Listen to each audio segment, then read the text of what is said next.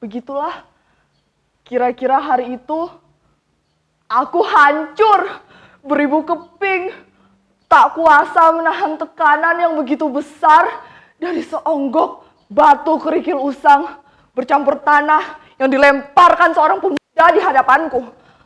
Si Ibrahim, anak muslim yang wajahnya tak asing lagi bagiku itu, ragu-ragu melirik ke arahku, yang nyaris bolong keseluruhan.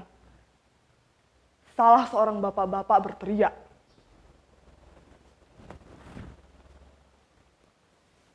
"Lempar dengan penuh keyakinan, Ibrahim. Orang bejat seperti mereka tak pantas punya rumah ibadah."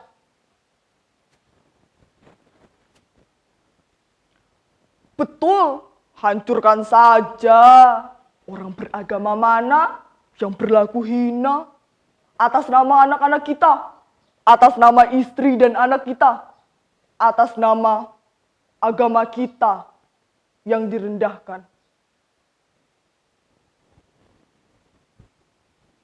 Di sisi lain gereja, sekumpulan bapak-bapak dan para pemuda ikut bersikeras melawan obor api dan batu kerikil yang berdatangan. Salah seorang ibu-ibu di ujung sana berbisik pada ibu-ibu lainnya,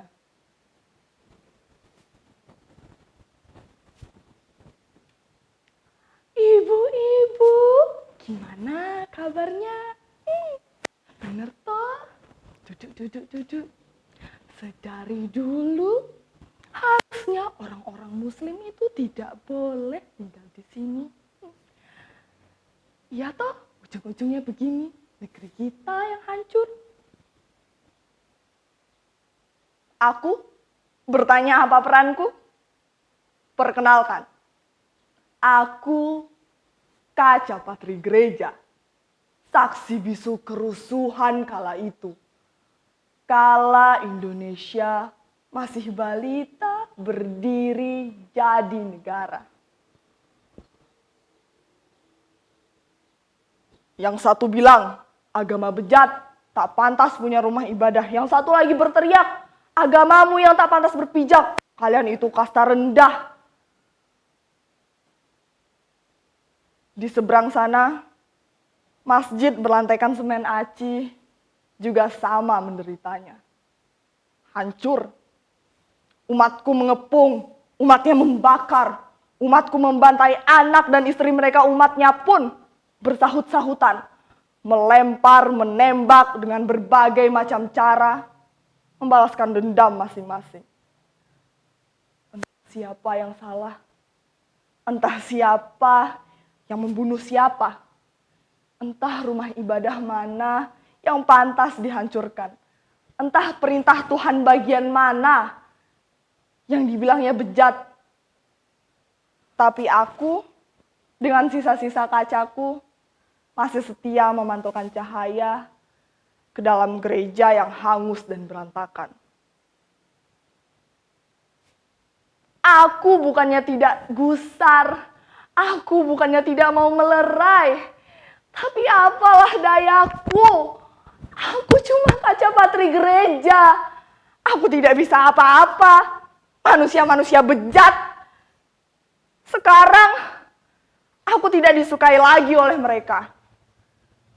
Padahal dulu, aku masih sangat ingat pagi menyenangkan di hari Minggu, ketika Grace tersenyum melihatku, Bunda Grace tertawa.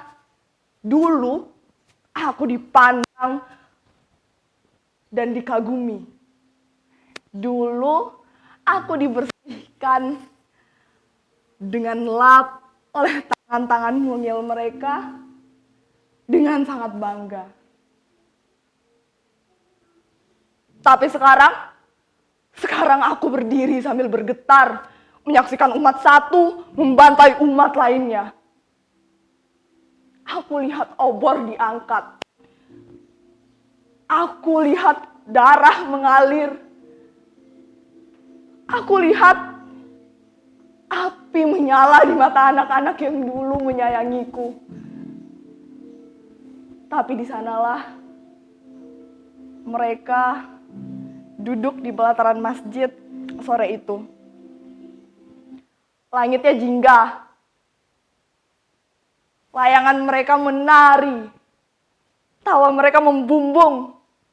Tapi 2 hari setelahnya, pengemudi transportasi umum nyaris mencelakai pengendara sepeda motor.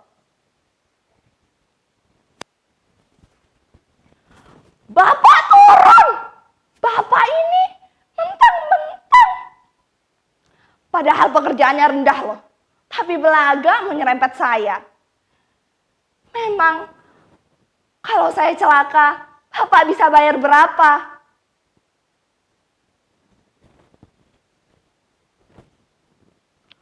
Loh Bu, saya kan sudah minta maaf. Lagi pula, tidak jadi terserempet toh.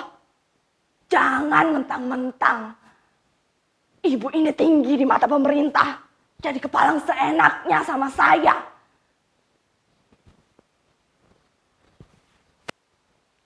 Oh, siapa juga yang sombong? Siapa juga yang bilang saya tinggi? Saya itu cuma ngingetin kamu. Pekerjaannya tidak seberapa, tapi belaga mau nyerempet saya. Lagian siapa yang tidak marah kalau oknumnya orang muslim modelan kamu?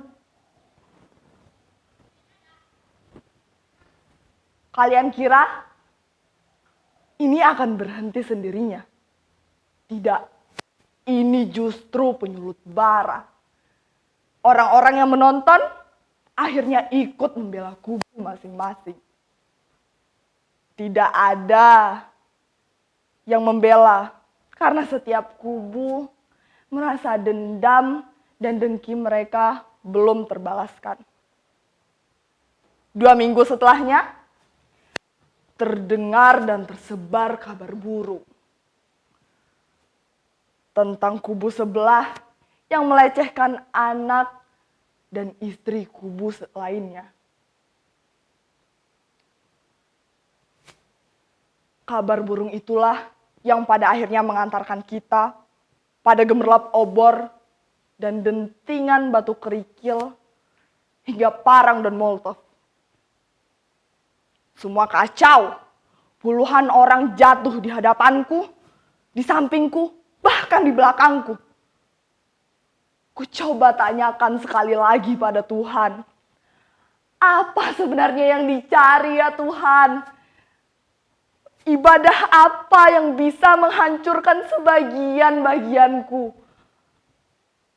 Di seberang sana, pelataran yang 2 hari lalu digunakan untuk bermain layangan 3 malaikat kecil, kosong, hancur.